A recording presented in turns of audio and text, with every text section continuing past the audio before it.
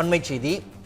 மாநிலங்களுக்கு இடையே ஆம்னி பேருந்துகளின் சாலை வரி பிரச்சினை போக்குவரத்து ஆணையருடன் நடந்த பேச்சுவார்த்தையில் இழுபறியானது நீடிக்கிறது. விவரங்களை செய்தியாளர் சந்தோஷ் வழங்க கேட்கலாம். சந்தோஷ், விவரம். வணக்கம் பிரகாஷ். கடந்த 7ஆம் தேதி தமிழகத்தில் இருந்து கேரளாவிற்கு செல்லக்கூடிய 30க்கும் மேற்பட்ட பேருந்துகளில் 70 லட்சத்திற்கும் மேற்பட்ட அபராத தொகை என்பது விதிக்கப்பட்டிருந்தது. இதனையடுத்து தமிழகத்தில் இருந்து அண்டை மாநிலங்களுக்கு செல்லக்கூடிய, அதாவது கேரளா, கர்நாடகா, ஆந்திரா மற்றும் தெலுங்கானா, புதுச்சேரி உள்ளிட்ட மாநிலங்களுக்கு ஆம்னி போக்குவரத்து சேவை என்பது நிறுத்தப்பட்டிருப்பதாக ஆம்னி உரிமையாளர்கள் சங்கம் தெரிவித்திருந்தனர்.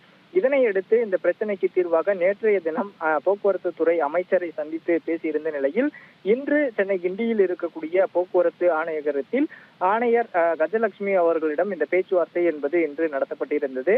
நேற்றைய தினமே ஆணையரை சந்திக்க சொல்லியிருந்த அமைச்சரை அடுத்து இன்று ஆணையரையும் சந்தித்திருந்தனர். தொடர்ச்சியாக இந்த பிரச்சனையில் தீர்வு கிடைக்கும் வரை தாங்கள் பேருந்துகளை இயக்கப்படுவதில்லை என்ற ஆம்னி பேருந்து உரிமையாளர்கள் சங்கத்தினரும் உறுதியாக இருக்கின்றனர். குறிப்பாக அந்த மாநிலங்களுக்கு இடையே வசூலிக்கக்கூடிய சாலை வரி விலக்கு என்பது கொடுக்கப்படும் வரையில் நாங்கள் பேருந்தை இயக்கப்படவில்லை என்றும் தெரிவித்திருக்கின்றனர்.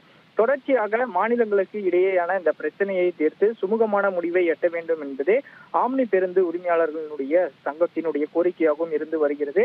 தொடர்ச்சியாக இன்னும் சில காலங்களில், அதாவது ஐயப்ப சீசன், அதே போல வார இறுதி நாட்களில் பெங்களூரு மற்றும் கேரளாவிற்கு செல்லக்கூடியவர்கள், தமிழகத்தில் இருந்து செல்லக்கூடியவர்கள் இந்த ஆம்னி பேருந்து இயக்கத்தின் தடை காரணமாக பெருமளவு பாதிப்பு என்பதை அடைந்திருக்கின்றனர். இந்த நிலையில் தான் இந்த சாலை வரி விலக்கு உள்ளிட்ட விவகாரத்தை தமிழக அரசு கையில் எடுத்து உடனடியாக தீர்வுக்கு கொண்டு வர வேண்டும் என்பதே ஆம்னி பேருந்து உரிமையாளர்கள் சங்கத்தினுடைய ஒற்றை கோரிக்கையாகவும் இருந்து வருகிறது. பிரகாஷ்,